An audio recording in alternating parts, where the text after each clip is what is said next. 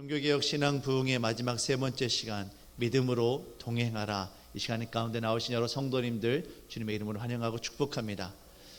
먼저 무엇보다도 오늘 찬양으로 섬겨준 우리 귀한 청년들 너무나도 고맙습니다. 우리 한번 박수 한번 해주실까요?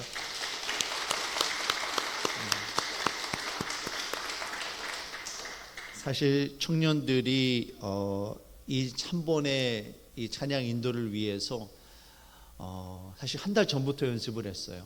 매주 토요일 주일마다 얼마나 시끄럽게 연주를 하며 연습을 하던지 사무실에서 제가 때로는 좀 방해가 되었지만 그 마음 가운데 그래 얼마든지 해라. 우리 청년들이 모여서 찬양을 연습하는 것이 얼마나 그리웠는지 모릅니다. 아마 여러분들도 그러셨을 거예요. 우리 청년들 이런 모습 자주 보았으면 좋겠습니다. 목사가 너무 부담 주면 안 되지만 정말 그랬으면 좋겠어요. 오늘 여러분들과 함께 믿음으로 동행하라, 오늘 마지막 시간인데요, 오늘 말씀을 통해서 하나님과 함께 동행하는 귀한 은혜가 저와 여러분들 가운데 가득히 임하시기를 주의 이름으로 축원합니다.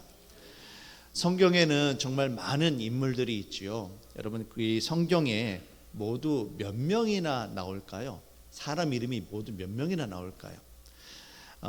사실 정확하게 따지기는 좀 어렵습니다. 왜냐하면 아브람이 아브라함으로 바뀐 것처럼, 또는 사레가 사라로 바뀐 것처럼 한 사람이 다른 이름으로 변화된 것도 있고요. 베드로처럼 시몬이라 불렸다가 또 게바라 불렸다가 이처럼 여러 이름을 불리는 경우도 있거든요. 그러다 보니까 이 사람을 수를 해야 되는데 조금 문제가 있어요. 특별히 신약 성경에는 마리아가 왜 이렇게 많은지. 마리아가 어떤 학자는 6명이다, 어떤 학자는 7명이다라고까지 얘기해요. 그러니까 이 마리아가 저 마리아인지 저 마리아가 이 마리아인지 헷갈리는 거예요. 그래서 학자들마다 정확하진 않지만 대략 한 2,000명 정도가 성경에 이름이 나온다라고 해요. 2,000명의 사람들 가운데 모두가 다 하나님을 믿고 예수님의 은혜 가운데 오늘 말씀처럼 동행하는 사람이면 얼마나 좋을까요? 근데 대부분 그렇지가 못합니다. 정말 그 가운데 정말 특별한 몇몇의 사람들만 하나님과 동행하는 사람들이었지, 상당수 거의 절반 이상은 죄악 가운데 머물러 있고 하나님으로부터 멀어진 세상의 백성들이었다는 거죠. 히브리서 11장은 여러분 아시는 것처럼 믿음장이라고 불립니다. 히브리서 11장에 보시면 여러 믿음의 인물들이 소개가 되어지고 있죠. 대표적으로 누가 있습니까? 아벨로부터 시작해서 하나님을 예배함으로 말미암아 이제 순교당하였던 정말 그 믿음의 사람 아벨로부터 시작해서 하나님과 평생을 동행했던 에녹, 또 믿음의 어머니 사라와 믿음의 아버지 아브라함, 또한 노아 시대에 방주를 만들어서 구원의 통로가 되었던 노아 등등등등, 이삭과 야곱과 모세, 라합까지 여러 인물들이 소개가 되고 있습니다. 이뿐만이 아니죠. 또 성경에서는 또 다윗을 또 빼놓을 수가 없어요. 여호와 하나님과 동행하였던 인물, 여호와 하나님을 향하여 주는 나의 목자시니 내게 부족함이 없으리로다. 주께서 나를 이끌어 주시기 때문에 나는 항상 주님을 믿고 따라가겠습니다. 여호와는 나의 산성이십니다. 항상 하나님을 향한 믿음을 고백했던 다윗을 결코 빼놓을 수가 없습니다. 이처럼 또 그뿐만이 아니죠. 신약 성경에서는 예수님의 제자들이 있고요, 또 사도 바울이라든지 또 바나바라든지 여러 믿음의 인물들이 하나님과 예수님과 동행한 사람들이 있게 되어집니다. 그런데 여기서 우리가 좀 주목하고 싶은 것은, 오늘 제가 여러분들과 함께 나누고 싶은 것은 무엇이냐면, 이 모든 사람들이, 특별히 믿음의 사람들이라 할지라도 그들이 처음부터 끝까지 항상 하나님의 말씀 앞에 순종하며 충성스럽게 신실하게 믿음으로 동행한 사람이었는가? 그렇지가 못했다라는 거예요. 심지어 하나님과 동행한 사람이라고 여겨지는 에녹마저도, 사실 에녹마저도 그의 아들 무드셀라가 태어나기 이전까지는 전혀 하나님과는 거리가 먼 사람이었어요. 그의 아들 무드셀라가 태어나면서 하나님께서 이 땅을 심판하실 것을 말씀해 주시고, 그러므로 말미암아 그날을 준비하면서 하나님 앞에 경건하게 거룩하게 살다가 하나님의 부르심을 받았던 것이지, 모두가 다 처음부터 끝까지 완벽하게 주님과 동행한 사람은 없었다는 겁니다. 대표적으로 믿음의 조상 아브라함만 봐도 그렇죠. 하나님께서 아브라함을 부르실 때, 하나님께서 아브라함을 갈대아 우르에서 부르셔가지고 믿음의 땅 가나안에 오게 하십니다. 하나님께서 허락하셨던 그 언약의 말씀을 붙잡고 믿음으로 살아가면 됐을 텐데, 여러분께서 아시는 것처럼 아브라함이 어떻게 합니까? 가뭄과 기근이 왔을 때 하나님께서는 가나안 땅을 있으라고 하는데 자꾸만 애굽으로 피난을 가는 겁니다. 자신의 생명을 지키기 위해 자신의 아내인 이 사라를 누이라고 속이고 거짓말을 합니다. 하나님의 약속을 믿지 못하고 인간적인 방법으로 그 언약을 성취하기 위해서, 아들을 얻기 위해서 여종인 하갈을 통해서 이스마엘을 낳습니다. 정말 하나님 앞에 믿음의 사람이라고, 믿음의 조상이라고 불리우기에는 너무나도 부족한 사람이었죠. 하지만 그럼에도 불구하고 하나님은 아브라함을 의인이라 여기시고 아브라함은 하나님과 동행하는 삶을 삽니다. 어떻게 그럴 수가 있었을까? 무엇 때문에 하나님께서는 아브라함을 의인이라고 부르셨는가? 히브리서 11장 8절에서 10절 말씀을 보시면 성경은 아브라함을 향하여 아브라함이 믿음으로 순종했다라고 평가를 합니다. 자, 함께 이 말씀 같이 읽도록 하겠습니다. 시작. 믿음으로 아브라함은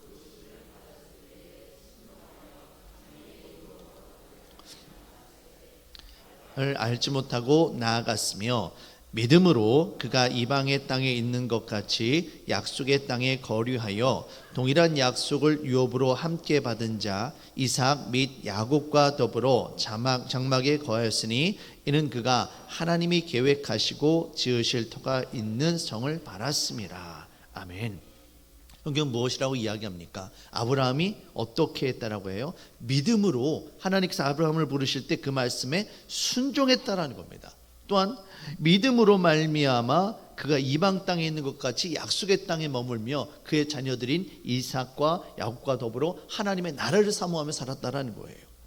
여러분, 믿음으로 살아간다라는 것은요 결코 쉬운 일이 아닙니다. 여러분, 믿음은 단순한 지식이 아닙니다. 우리가 믿음을 안다라고 해서, 성경적인 지식을 안다라고 해서 그대로 살아가는 것은 아니다라는 거예요. 믿음은 결코 정적인 단어가 아닙니다. 믿음은 사실 동사에 가깝습니다. 믿음이 지식에 머물러 있으면 그 믿음은 살아있는 믿음이 아니라 죽은 믿음이 되어지고 마는 것이죠. 우리에게는 바울이 말한 그 믿음으로 말미암아 의롭게 되어지는 것과 동시에 야고보가 이야기했던 행함이 없는 믿음은 죽은 믿음이다. 이 두 가지 믿음이 우리에게 반드시 필요합니다. 하나님을 믿음으로 말미암아 우리의 신분이 의롭게 되어지는 것뿐만이 아니라 이 약속의 말씀을 붙잡고 행함으로 오늘 우리가 주님과 동행하며 살아가기 위해서 몸부림치며 살아가야 되는 거예요. 바울이 우리가 주님의 은혜 가운데 살아갈 때 성경을 통해서 깨달은 하나님의 섭리가 있습니다. 하나님의 은혜가 있습니다. 이것을 나의 삶 가운데 살아갈 수 있도록, 그 말씀이 나의 삶 가운데 능력이 되어지도록 우리가 몸부림치며 살아가는 것이 바로 믿음의 삶임을 여러분 깨달으시길 바랍니다. 때로는 우리가 믿음의 삶에서 벗어날 수 있어요. 경로를 이탈할 수 있습니다. 하나님의 뜻이 아니라 인간의 욕심을 따를 수 있습니다. 그런데 중요한 것은 무엇입니까? 이때마다 어떻게 해야 돼요? 다시 하나님께로 돌아가야만 돼요. 우리 청년들이 찬양했던 것처럼 여호와 하나님께로 우리가 돌아가야만 하는 겁니다. 이것이 바로 믿음의 삶이며 이것이 바로 주님과 동행하는 삶임을 여러분 깨달으시길 바랍니다. 완벽한 삶은 없어요.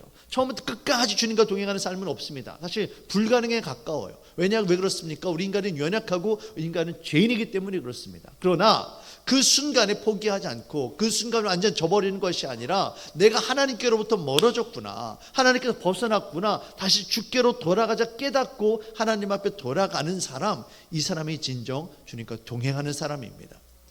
여러분, 구약 성경에 나오는 여러 왕들이 있습니다.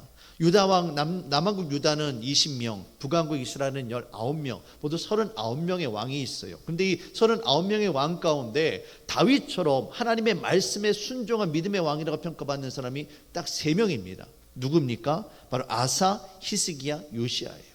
아사, 히스기야, 요시야, 이 세 사람이 있습니다. 그런데 이 사람이 왜 성경은 이 세 사람을 향하여 다윗처럼 하나님과 동행하는 사람이라고 평가를 하느냐면, 그들이 마치 다윗이 하나님 앞에 범죄하였을 때 나단 선지자를 통해서 자신의 죄를 깨닫고 회개하고 뉘우침으로 여호와 하나님께서 원하시는 삶으로 돌아가기 위해서 사력을 다했던 것처럼 이 3명의 왕 또한 이스라엘 백성들이 여호와 하나님으로부터 멀어졌을 때, 그 땅에 땅에 우상이 가득하고 그 땅에 여호와 하나님을 경외하는 마음이 약해졌을 때 세상을 향해 우리가 하나님께로 돌아가자 종교개혁을 외쳤던 인물들이 바로 이 세 사람이라는 겁니다. 우리 안에 이와 같은 종교개혁의 정신이 오늘도 이어지기를 바랍니다. 하나님과 동행한다는 것은 언제나 100점짜리 인생을 살아간다는 것이 결코 아닙니다. 날마다 우리 자신을 돌아보고 내가 오늘도 하나님과 동행하는 삶을 살았는지, 내가 오늘도 성경 하나님의 말씀, 성경 말씀을 의지하고 성령 하나님과 동행하는 삶을 살았는지, 아니면 주님으로부터 내가 멀어져 있는지 돌아보고 깨닫고 다시 주께로 돌아오는 삶이 진정 믿음으로 동행하는 삶임을 여러분 깨달으시길 바랍니다. 오늘 말씀에 나오는 사도 바울도 사실 처음부터 예수님과 동행했던 사람은 아니었습니다. 바울은 헬라식 이름이고요. 원래는 사울이라고 불렸었죠. 유대 이름으로 사울이라고 불렸던 사람으로 길리기아 다소에서 태어난 유대인이었습니다. 어려서부터 엄격적인 율법 교육을 받았고요. 당대 최고의 율법 학자라 불리었던 이 가말리엘 밑에서 공부할 정도로 율법에 대한 열심이 있었고 정말 바리새인 중에 바리새인이었습니다. 바울은 바리새인으로서 정말 율법에 대한 열심이 지극했던 사람입니다. 그리고 동시에 예수 믿는 사람들을 박해하고 핍박하고 죽이는 일에 앞장섰던 사람이에요. 하나님과 동행하는 삶, 예수님과 동행하는 삶이라고 말할 때 절대적으로 반대쪽에 있었던 사람이 바로 사울이라는 인물이었다는 겁니다. 그런데 이 사울이 다메섹이라는 도시에 예수 믿는 사람들이 있다는 소식을 듣고 그곳에 있는 성도들을 붙잡고 핍박하기 위해서, 박해하기 위해서 다메섹으로 가는 도중에 큰 빛 가운데 누구를 만납니까? 바로 예수님을 만나게 되죠.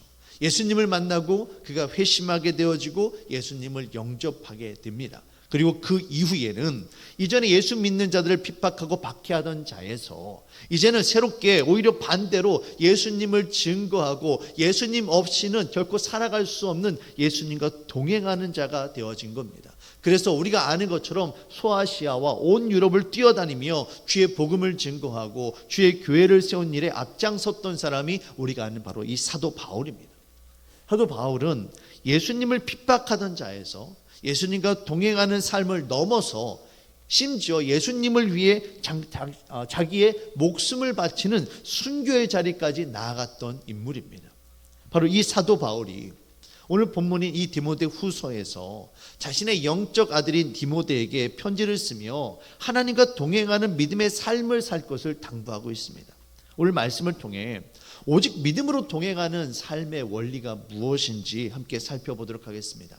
이 말씀을 통해서 말씀을 깨닫고 이 말씀을 붙잡고 살아가는 은혜가 저와 여러분 가운데 있기를 주의 이름으로 축원합니다. 첫 번째로 사도 바울은 그리스도 예수의 좋은 군사가 될 것을 당부합니다. 자, 디모데후서 2장 3절 4절 말씀입니다. 함께 읽도록 하겠습니다. 너는 그리스도 예수의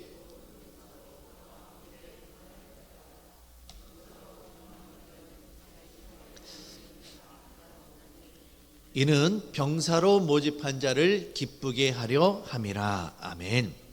여러분, 병사는 누구를 위해 싸우는 사람입니까? 성경에 뭐라고 이야기합니까? 병사로 모집한 자를 기쁘게 하려 함이라. 바로 대장을 위해 사는 사람이에요. 병사는 자신의 기쁨과 자신의 유익이 아니라 나를 부르신 하나님의 뜻을 위해 살아가는 사람이 바로 그리스도의 군사임을 여러분 깨달으시길 바랍니다. 때로는 이것 때문에 수고할 수 있어요. 고난받을 수 있어요. 심지어는 내가 죽을 수도 있는 겁니다. 하지만 하나님을 위해서라면, 주님의 나라와 영광을 위해서라면, 내 삶의 주인 되시는 나를 부르신 주님을 위해서 살아가는 사람이 바로 그리스도의 군사된 사람이라는 겁니다. 하나님을 주인 삼고 사는 삶, 이것이 바로 믿음으로 동행하는 삶의 첫 번째 단계임을 여러분 깨달으시길 바랍니다. 주님과 동행하기 위해서는요, 하나님과 내가 뜻이 같아야 돼요. 그런데 문제는 하나님은 하나님의 뜻을 바꾸시지 않는다는 겁니다. 그럼 방법은 뭐가 있습니까? 내가 바꿔야죠. 내가 맞춰야죠. 내가 주님의 뜻에 순종할 때 하나님과 동행할 수가 있게 되어지는 겁니다. 이스라엘의 초대 왕이었던 사울을 생각하면 참 안타깝습니다. 왜냐하면 사울은 사실 연약한 우리들의 모습이거든요. 원래 사울은 하나님 보시기에 합당한 인물이었습니다. 사무엘상 9장 2절 말씀을 보시면 하나님께서 이스라엘의 초대 왕으로 사울을 부르실 때 이스라엘 자손 가운데 그보다 더 준수한 자는 없다, 그보다 더 온전한 사람은 없다, 완벽한 사람은 없다라고 성경은 평가를 합니다. 그리고 이어지는 10장과 11장의 말씀을 보시면 사울이 왕으로서 참 참을성도 있고요, 참 온유하기도 하고요, 하나님 앞에 겸손했음을 알 수가 있습니다. 정말 하나님 보시기에 부족함이 없었던 왕이었죠. 하나님께서 그냥 죄송합니다, 쓰다 버리려고 사울을 뽑은 게 아니었다라는 거예요. 사울을 세울 때는 하나님 보시기에 좋은 사람이었어요. 그런데 그랬던 사울이 하나님으로부터 멀어지고 하나님과 동행하는 삶을 살지 못했던 그 이유가 무엇일까요? 바로 하나님의 뜻을 이루어드리는 삶이 아니라, 하나님을 주인 삼고 사는 사람이 아니라 자기 자신이 주인 되어지고 자기 자신의 유익을 구하는 삶을 살았기 때문이라는 겁니다. 사무엘상 15장을 보시면 아말렉과의 전쟁이 벌어집니다. 여호와 하나님께서는 아말렉을 진멸하기를 원하셨죠. 하지만 사울은 하나님의 뜻을 어기고 그 가운데서도 가치 없고 정말 하찮은 것들은 다 죽입니다. 진멸해요. 하지만 그 가운데 좋은 거, 기름진 거, 보기 좋은 것들은 다 남겨둡니다. 나중에 사무엘 선지자가 와서 왜 이처럼 진멸하지 않고 남겨두었느냐라고 묻자 사울은 하나님 앞에 제사하기 위해 남겨두었다라고 변명합니다. 하지만 성경을 자세히 살펴보면 사울이 정말 하나님 앞에 제사하기 위해서 그랬는가? 아니에요. 자기 자신이 그것을 취하기 위해서였습니다. 사울은 하나님을 주인 삼고 사는 사람이 아니라 자기 자신이 주인 되는 사람이었어요. 이 사무엘이 사울을 향해서 책망하게 되어지자 이 사울이 사무엘에게 변명을 합니다. 사무엘상 15장 21절 말씀입니다. 다만 백성이 그 마땅히 멸할 것 중에서 가장 좋은 것으로, 자기가 빼놓은 게 아니라는 거예요. 이스라엘 백성들이 했다라고 합니다. 그러면서 하는 말이 길갈에서 당신의 하나님 여호와께 제사하려고 양과 소를 끌어왔나이다 하는지라. 지금 여기에서 사울이 하나님을 누구의 하나님이라고 부릅니까? 나의 하나님입니까? 아니에요. 당신의 하나님, 사무엘의 하나님이라는 겁니다. 이 말은 사울이 지금 하나님과 전혀 상관없는 인생을, 하나님을 위한 삶이 아니라, 하나님을 예배하는 삶이 아니라 나의 욕심을 위해 살아가고 있었음을 우리는 알 수가 있는 겁니다. 하나님은 사울을 이스라엘의 왕으로 부르셨어요. 사울의 인생을 책임져 주길 원하셨어요. 하지만 사울은 하나님과 전혀 상관없는 그런 인생을 살고 말았던 겁니다. 사울은 자기 자신을 위해 살았지 하나님을 위해 사는 사람이 아니었습니다. 결국 사울은 하나님으로부터 멀어지게 되어지고 믿음으로 동행하는 삶에 실패하고 마르게 됩니다. 사울뿐만이 아니죠. 다윗의 뒤를 이어서 이스라엘의 왕이 된 솔로몬도 다윗을 통해서 하나님께서 허락하신 그 축복을 받아 누리게 됩니다.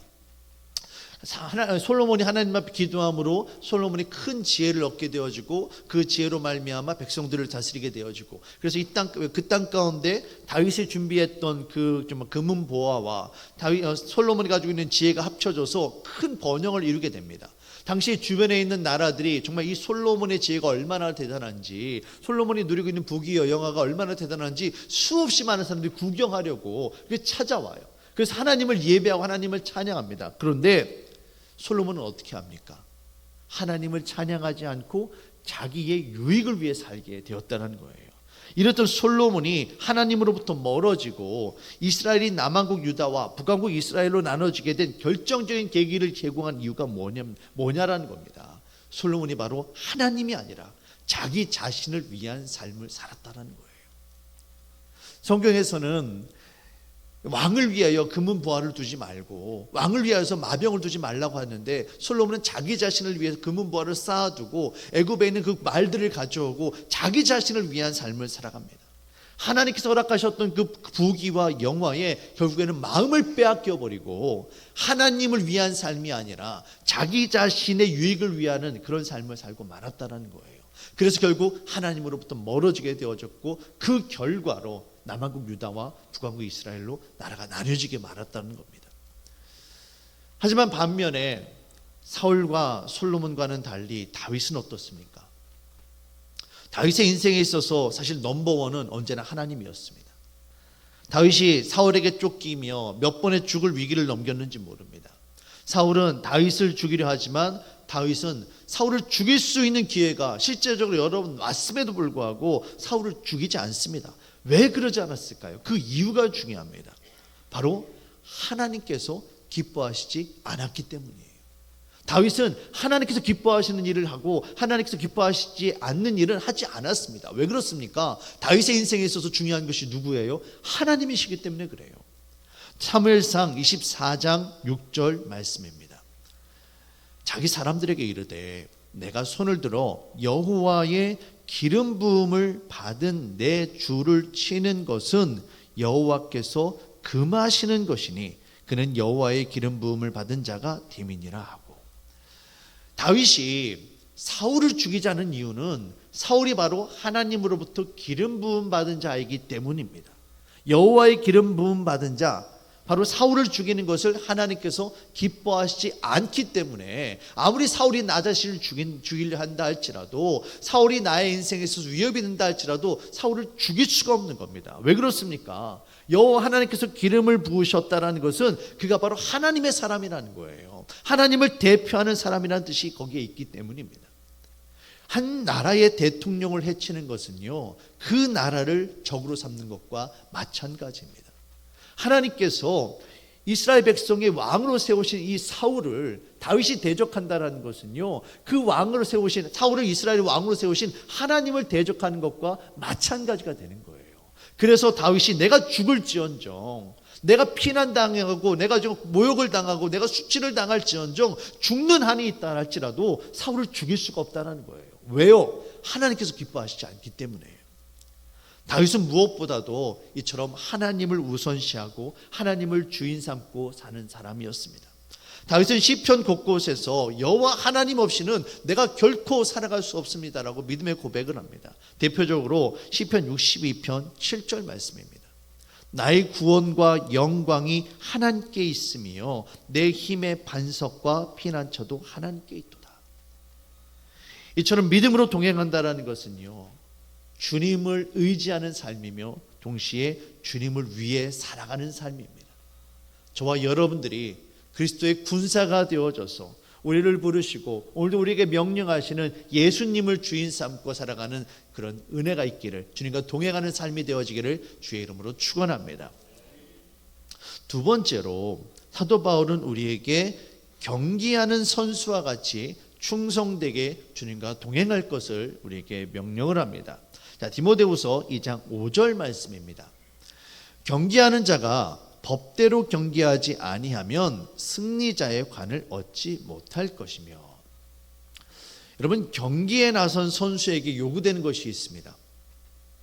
가장 우선시 여기되는 게 있습니다. 그게 무엇일까요? 경기의 규칙을 따르는 겁니다. 경기에서 승리하기 위해서는 반드시 지켜야 할 규칙이 있습니다. 내가 아무리 빠르다고, 내가 아무리 힘이 세다고 해서 자기 마음대로 해서는 그 경기에서 승리할 수가 없습니다. 규칙을 지키는 가운데 최고의 성적을 낼 때 승리할 수가 있는 거예요. 경기 규칙을 따라야만 승리의 면류관을 얻을 수가 있는 겁니다. 주님과 동행할 때도 이와 같은 원리가 우리에게 적용이 됩니다. 우리를 향하신 하나님의 뜻, 하나님의 규칙, 바로 주님의 말씀에 순종할 때 바로 주님과 동행하는 삶을 살아갈 수 있음을 여러분 깨달으시길 바랍니다. 예수님께서 겟세마네 기도를 통해서 자신의 뜻이 아니라, 나의 뜻이 아니라 하늘 아버지의 뜻을 구하며 그 뜻에 순종하신 이유가 무엇입니까? 예수님은 하나님과 동행하는 삶을 살았기 때문이에요.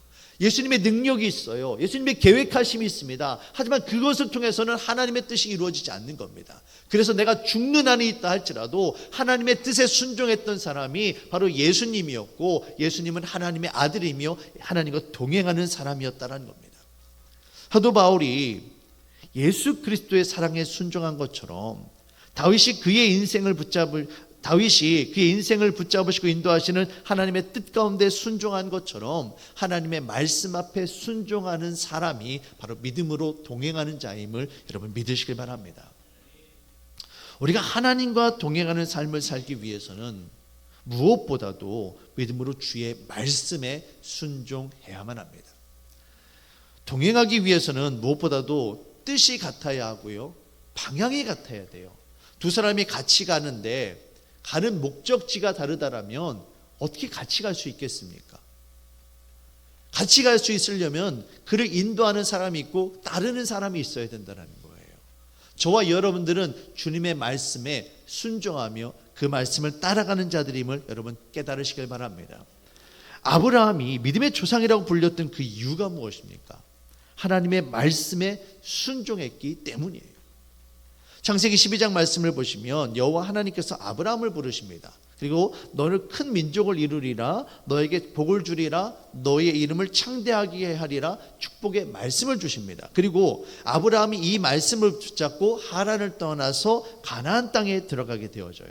자, 말씀 함께 보시겠습니다. 창세기 12장 1절 그리고 4절 말씀입니다. 함께 좀 보실게요. 여호와께서 아브라함에게 이르시되 너는 너의 고향과 친척과 아버지의 집을 떠나 내가 내게 보여줄 땅으로 가라. 하나님께서 말씀을 주셨습니다. 그러자 4절에서 어떻게 합니까? 자, 같이 한 목소리 읽겠습니다. 시작. 이에 아브라함이 여호와의 말씀을 따라갔고, 어떻게 합니까? 아브라함이 하나님의 말씀을 따라갔다라는 거예요. 하나님과 동행하는 삶은 이처럼 하나님의 말씀을 따라가는 삶, 주의 말씀에 순종하는 삶이라는 것입니다. 아브라함이 갈대아 우르를 떠날 때 그의 나이가 75세였습니다. 지금도 75세라는 나이는 결코 적지 않은 나이입니다. 무엇인가 새로운 일을 시작하기보다는 이제 안주하고 자신이 지금까지 이룬 것들을 누리며 여유 있게 삶을 마무리할 때가 그 나이라는 거예요. 더군다나 갈대아 우르에는 아브라함이 기댈 수 있는 친척과 아버지와 다른 사람들이 있었습니다. 하지만 가나안은 어떻습니까? 아무것도 없는 거예요. 오직 하나님만 바라봐야 하는 땅이었습니다. 아브라함에게 있어서 갈대아 우르를 떠난다라는 것은요, 결코 쉬운 일이 아니었습니다. 우상으로 가득한 땅, 그 갈대아 우르를 떠나 가나안 땅을 향할 때 하나님께서 아브라함에게 보여주신 것은 아무것도 없었습니다. 오직 하나, 바로 하나님의 말씀뿐이었어요. 내가 너에게 보여줄 땅으로 가라. 이 한마디, 하나님의 말씀 이 한마디 붙잡고 아브라함이 순종함으로 따라 나섰기 때문에, 그 믿음의 순종 때문에 아브라함을 향하여 믿음의 조상이라고 부르게 되어진 겁니다. 물론 아브라함 인생 가운데 하나님의 뜻에 어긋나는 일이 분명히 있었죠. 하지만 그럼에도 불구하고 아브라함이 믿음으로 하나님과 동행하는 사람이라 불릴 수 있는 이유는 이처럼 아브라함이 때때마다 하나님의 뜻에 순종하며 같은 뜻을 품고 같은 방향을 향하여 나아가는 사람이었다는 겁니다. 얼마 전에 우리 이근혜 장로님과 노승욱 권사님 결혼식 때, 따님 결혼식 때, 두 분이 결혼하면 안 되죠.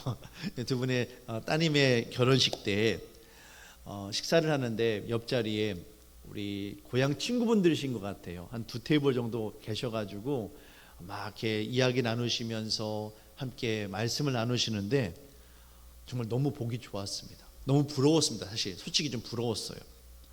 그리고 우리 장로님 권사님이 참 잘 사셨구나, 이런 생각을 하게 되었습니다.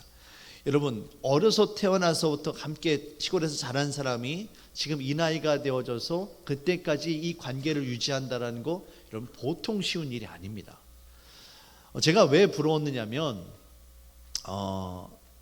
저에게도 분명 초등학교, 중학교, 고등학교 친구들이 있었겠죠. 그리고 군대에서도 그 어렵고 힘들었던 그 시간들을 함께 보내면서 정말 피가 나고 이가 갈리고 아픈 그 시간들을 함께 보냈던 동기들이 분명히 있습니다. 하지만 저의 경우는 대부분 그 친구들이 지금 어디에서 무엇을 하는지 잘 모릅니다. 사실 연락을 주고받은 지도 사실 오래됐어요. 왜 그럴까요? 왜 그럴까요? 바로 그들과 제가 사는 세상이 다르기 때문입니다. 그들이 따르는 세상의 원리가 있고 제가 따르는 주님의 길이 다르기 때문에 결코 그들과 제가 오랫동안 함께 갈 수가 없는 거예요. 반대로 저에게는 신학교 친구들이 있습니다. 동기들이 있어요. 초등학교부터 함께 지냈던 제가 고등학교까지 한 마을에서 자랐으니까 어떤 친구들은 거의 12년 동안 같은 학교를 같이 다녔어요. 그 친구들에 비한다면 신학교 4학년 같이 지낸 친구들은 짧은 시간이죠. 하지만 그 친구들은 지금까지 저와 평생 동안 함께 합니다. 왜 그렇습니까? 저와 같은 길을 가기 때문에 그래요. 같이 목회하며 같이 주님의 나라와 영광을 위해서 지금도 수고하고 있기 때문에 저에게는 너무나도 소중한 친구들입니다. 여러분, 제가 지금 무엇을 말하고 있습니까? 같은 길을 가느냐 아니면 다른 길을 가느냐가 중요하다는 거예요. 아무리 가깝고 소중했던 친구들이지만 같은 길이 아니라 다른 길을 가고 있기 때문에 그들과 내가 동행한다라고 말할 수가 없다는 겁니다. 하지만 반대로 짧은 시간을 만났지만 그럼에도 불구하고 하나님의 나라와 영광을 위해서 주님의 교회를 위해서 함께 걸어가는 친구들이 있기 때문에 그들을 향해서 저는 동행한다라고 말을 할 수 있다는 겁니다. 믿음으로 동행한다는 것은 이처럼 주님과 우리가 함께 가는 것을 의미합니다. 함께 주님의 말씀 앞에 주께서 우리를 이끌어 주실 때 그 말씀 앞에 우리가 보조를 마치며 그 말씀에 순종하며 살아갈 때 비로소 우리가 하나님과 동행하는 삶을 살게 되어지는 것입니다. 오늘도 하나님의 말씀을 통해 깨닫고 그 말씀을 붙잡고 순종함으로 말미암아 주님과 동행하는 삶을 살아가는 저와 여러분들이 되어지시기를 주의 이름으로 축원합니다. 마지막으로 사도 바울은 농부의 예를 듭니다. 자, 디모데후서 2장 6절 말씀 함께 보시겠습니다. 수고하는 농부가 곡식을 먼저 받는 것이 마땅하니라. 농부는 씨를 뿌리고 김을 메고 병충해를 잡아주고 땀을 흘리며 일을 합니다. 그렇게 수고하고 애쓸 때 풍요로운 열매를 거둘 수가 있습니다. 믿음으로 동행한다는 것은 군사처럼 하나님을 위해 사는 삶이고요. 또 경기장의 선수처럼 규칙, 곧 하나님의 말씀에 순종하는 삶을 사는 사람들입니다. 이와 같은 삶은 농부가 수고하고 애쓰는 것처럼 분명 힘든 삶이에요. 결코 쉽지 않습니다. 하지만 중요한 것은 오늘 말씀에서 무엇을 이야기합니까? 수고하는 농부가 먼저 무엇을 받습니까? 곡식을 받아요. 이 말씀이 중요합니다, 여러분. 수고하고 애썼어요. 그런데 그 수고하고 애쓴 열매를 가장 먼저 맛보는 사람이 누굽니까? 농부라는 거예요. 하나님의 나라와 영광을 위해서 내가 애쓰고 수고했더니 가장 먼저 은혜를 받는 사람이 누구라는 겁니까? 바로 농부라는 거예요. 우리가 주님과 동행하는 삶을 살아가게 되어질 때 주님의 나라와 영광을 위해서 애쓰고 수고할 때 가장 먼저 은혜 받고 가장 먼저 주께서 부어주시는 은혜를 경험하는 사람이 누구냐면 바로 주님의 말씀 앞에 순종했던 주님과 동행하는 사람, 바로 그 사람이 하나님의 은혜 가운데 거하는 사람임을 여러분 믿으시길 바랍니다. 우리가 주님과 동행하기 위해 반드시 필요한 것은 바로 주님의 은혜입니다. 하나님께서 베풀어 주신 은혜가 없다면 우리는 주님과 동행할 수가 없습니다. 아무리 농부가 애쓰고 수고했다 할지라도 그 입에 들어가는 것이 없다면 농부가 계속해서 수고하고 애쓸 수가 있을까요? 아니라는 거예요. 하나님께서는 가장 애쓰고 수고한 자에게 먼저 그 입에 먹을 곡식을 넣어주시겠다는 말씀하십니다. 사도 바울은 분명 은혜의 사람이었습니다. 오늘 본문인 디모데후서 2장 1절 2절 말씀입니다. 내 아들아, 그러므로 너는 그리스도 예수 안에 있는 은혜 가운데서 강하고 또 내 많은 증인 앞에서 내게 들은 바를 충성된 사람들에게 부탁하라. 그들이 또 다른 사람들을 가르칠 수 있으리라. 사도 바울이 디모데에게 이야기할 때 가장 먼저 이야기한 게 뭐예요, 여러분? 은혜라는 거예요. 예수 그리스도 안에서 강해지라는 거예요. 그리고 이 은혜의 말씀을, 내가 너에게 가르치고 있는 이 은혜의 말씀을 다른 사람에게 가르쳐라. 그래서 그 사람들이 은혜 가운데 거하게 하라. 이것이 바로 하나님과 동행하는 삶의 비밀이다. 이것을 이야기하고 있는 겁니다. 그리스도 예수 안에 있는 은혜 안에서 강하게 될 수 있습니다. 은혜 없이는 결코 하나님을 위해서 살 수도 없고요. 은혜 없이는 하나님의 뜻에 순종할 수도 없습니다. 내 힘과 내 능력으로는 하나님께서 우리에게 허락하신 이 삶을 살아갈 수가 없는 거예요. 하나님께서 베풀어 주신 은혜가 있을 때 저와 여러분들이 믿음으로 동행할 수 있음을 깨달으시길 바랍니다. 예수 그리스도를 만나기 이전에 사도 바울은 은혜의 사람이 아니라 율법의 사람이었습니다. 그는 율법을 행하고 율법을 가르치며 율법 속에서 강해지고 율법 속에서 인정받고자 하는 사람이었어요. 율법의 핵심은 인간입니다. 사람의 노력이에요. 스스로가 율법을 지켜 행할 수 있다. 그래서 율법을 통해서 인정받을 수 있다는 것이 거기에 깔려 있는 거예요. 사도 바울은 그렇게 율법을 위해서 살았던 사람이었습니다. 하지만 예수 그리스도를 만난 이후에 사도 바울은 인간의 율법이 아니라 오직 예수 그리스도의 은혜로 강하게 되어지고 예수 그리스도의 은혜로 온전케 되어짐을 깨닫게 되어집니다. 겉으로 보기에 은혜는 너무나도 연약해 보입니다. 하지만 은혜만큼 강한 것은 없습니다. 왜냐하면 은혜는 바로 저와 여러분들을 향한 예수님의 십자가 죽으심이기 때문에 그렇습니다. 우리를 향한 하나님의 크신 사랑, 그 죽음을 이기신 십자가 사랑이 우리에게 은혜로 부어지기 때문에 은혜보다 강한 능력은 없습니다. 세상에서 가장 무서운 것이 무엇입니까? 죽음이에요. 근데 그 죽음을 이긴 것이 바로 십자가 사랑이에요. 그것이 바로 은혜입니다. 그렇기 때문에 은혜가 우리에게 능력이 되어지는 거예요. 우리의 싸움은 결코 혈과 육의 싸움이 아닙니다. 우리에게 가장 필요한 것은 바로 예수 그리스도의 은혜임을 여러분 깨달으시길 바랍니다. 은혜가 우리 안에 가득히 차고 넘쳐날 때 비로소 하나님의 능력이 나타나고 그 은혜로 저와 여러분들이 주님과 동행하는 삶을 살게 되어지는 것입니다. 시몬 베드로와 가룟 유다 모두가 다 예수님의 제자이죠. 베드로는 제자들 가운데 리더의 역할을 감당했고 가룟 유다는 재정을 담당할 정도로 사람들 앞에 인정을 받고 신임을 받는 사람들이었습니다. 베드로도 그렇고 유다도 그렇고 사람들한테 인정을 받고 부족함이 없는 사람이었어요. 그런데 두 사람의 결말이 어떻습니까? 너무나도 다르죠. 가룟 유다는 예수님을 배반하고 결국 사망으로 죽음으로 그의 인생이 끝나고 맙니다. 하지만 베드로는 예수님을 위해 자신의 목숨을 내놓고 순교하는 자리에까지 나아갑니다. 물론 두 사람의 같이 결론은 죽음입니다만 그 죽음의 색깔이 너무나도 다르다라는 거예요. 두 사람의 차이가 무엇입니까? 바로 한 사람은 은혜의 사람이었고 한 사람은 예수님의 은혜를 알지 못하는 사람이었다는 거예요. 한 사람은 주님은 그리스도시요 살아계신 하나님의 아들이십니다라고 믿음으로 고백했지만 한 사람은 정치적인 메시아를 꿈꾸며 자신의 유익을 이루기 위해서 예수님을 이용하고자 했던 사람이었다는 거예요. 예수님의 은혜를 알지 못했습니다. 물론 베드로에게도 연약함이 있었고 베드로에게도 실패가 있었어요. 예수님께서 붙잡히시던 그날 밤 베드로도 도망을 쳤고요. 예수님을 모른다라고 3번이나 예수님을 부인했던 사람이었습니다. 하지만 그럼에도 불구하고 베드로는 끝끝내 예수님과 동행하는 삶을 삽니다. 무엇 때문입니까? 예수님이 3번이나 그를 베드로를 찾아가서 예수님을 3번을 부인했던 그 베드로를 향해서 3번이나 네가 나를 사랑하느냐 내 양을 먹이라 명령하셨던 예수님을 새롭게 만나는 부활의 주님을 경험하는 그 은혜의 시간들이 있었기 때문입니다. 하지만 가룟 유다는 그렇지를 못했습니다. 예수님이 아니라 자기 자신을 위해 사는 사람이었고 심지어 유월절 마지막 만찬 때에 예수님께서 가룟 유다를 향한 그 사랑의 마음을 보이실 때도 가룟 유다는 예수님을 뿌리치고 나아가게 됩니다. 그 은혜로부터 멀어졌기 때문에 결국 그처럼 비참한 최후를 맞이하고 말았던 것입니다.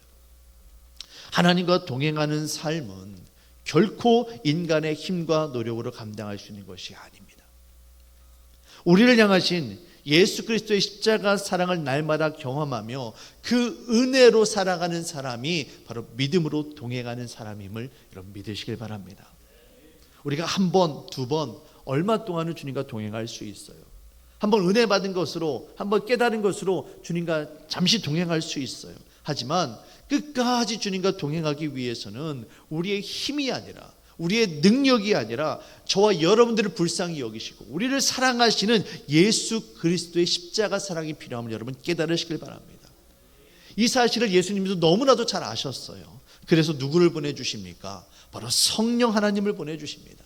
성령께서 우리와 함께 하심으로 주께서 하신 그 말씀들, 주께서 하신 그 행동들, 그것들이 우리에게 은혜로 다시금 깨닫게 되어지고 그 은혜 가운데 우리가 힘을 받고 그 능력으로 우리가 오늘도 하루하루 살아가게 되어지는 겁니다. 십자가에 달려 죽으시고 부활하신 예수님께서 엠마오를 가는 두 제자에게 나타나십니다.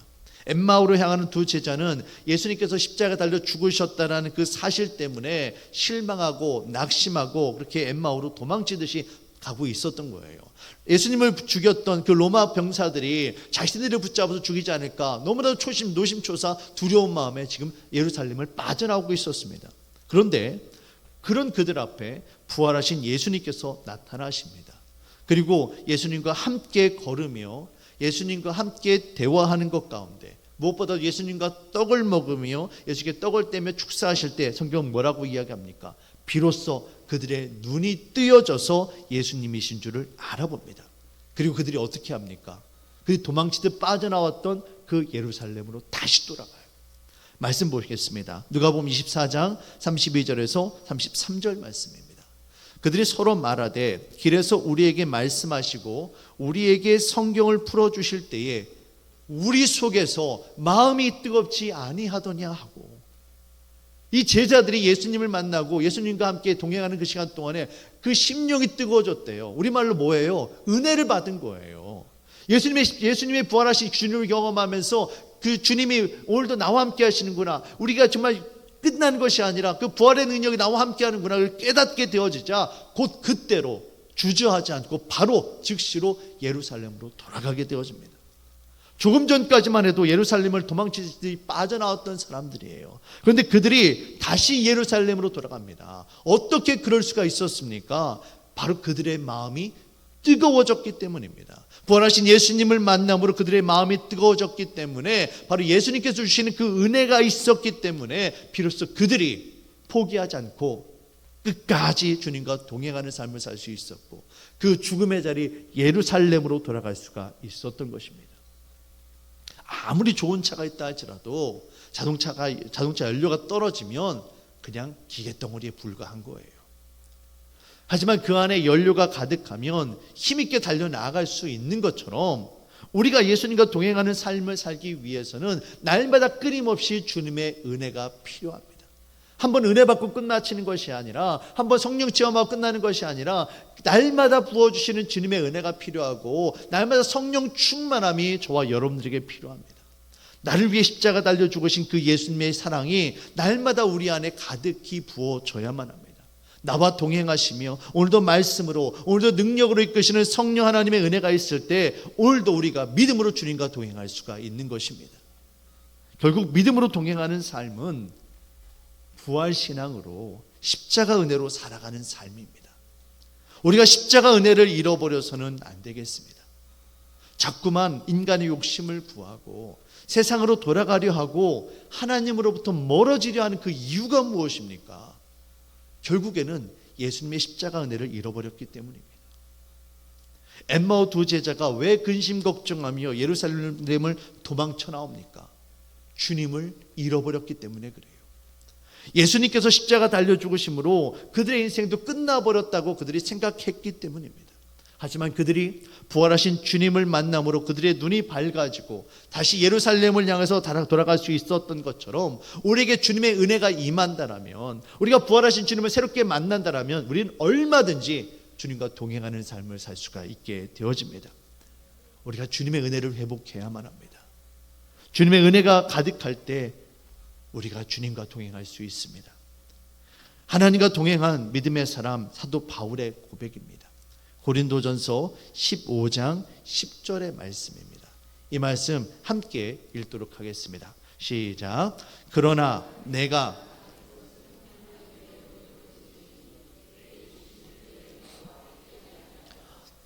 모든 사도보다 더 많이 수고하였으나 내가 한 것이 아니요 오직 나와 함께 하신 하나님의 은혜로다. 아멘. 하나님의 은혜를 잃어버리면 거기에서부터 모든 문제가 시작이 되어집니다. 하지만 우리가 하나님의 은혜를 회복하면 거기에서부터 다시금 일어날 수 있습니다. 오늘도 주께서 주시는 그 은혜로 말미암아 믿음으로 동행하는 삶을 살아가는 저와 여러분들이 되시기를 주의 이름으로 축원합니다. 믿음의 주는 우리 하나님이십니다. 우리가 은혜로 살아갈 수밖에 없는 것은, 믿음으로 동행하는 그 원리가 바로 은혜밖에 없는 것은 우리를 붙잡아 주시고 오늘도 끌어당겨 주시는 분이 바로 우리 예수님이기 때문입니다. 우리가 믿음으로 동행한다라고 이야기하지만 사실 우리의 힘으로 감당할 수 있는 것은 없습니다. 우리가 오늘도 부르짖으며 주님을 찾아야 할 이유가 바로 여기에 있습니다. 종교개혁 신앙 부흥회를 마치며 여러분의 신앙을 한번 돌이켜보시길 바랍니다. 내가 과연 오늘도 하나님의 은혜 가운데 살아가고 있는가? 오늘도 십자가 은혜와 그 부활의 능력 가운데 살아가고 있는가? 아니면 주님으로부터 내가 멀어져 있는가? 오직 믿음으로 동행하며 살아가는 저와 여러분들 되시기를 주의 이름으로 축원합니다. 사랑의 주 하나님,